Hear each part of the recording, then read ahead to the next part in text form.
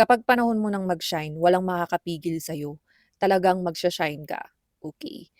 Yun kasi yung isa sa paniniwala ko din 'no, kaya huwag kayong susuko sa glow up niyo guys.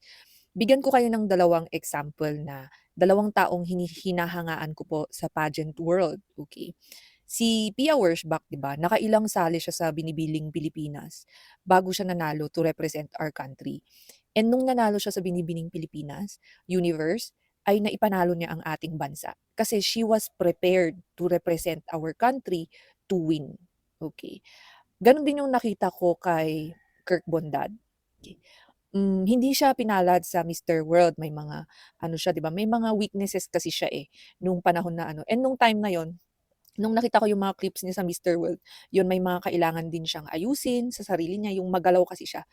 Okay, so, um natuto siya sa mistakes niya, dun sa failures niya, and then nakatulong yun dun sa pageant na sinalihan niya ngayon, okey, which is yung Mr. International.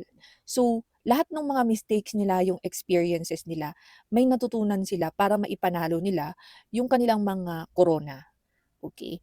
So, ano yung ibig kong sabihin guys, kung panahon mong mag-shine, panahon mong mag-shine, walang kahit na anong tao, sakuna or ano, ang makakapigil sa'yo kapag panahon mo ng mag-bloom. Kaya lagi kong sinasabi na hindi siya pinipilit, trinatrabaho siya.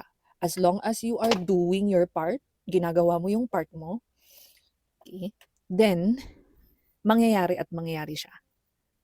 Yung pag-bloom na yan, hindi siya pinipilit kung panahon mo na, panahon mo ng mag-shine.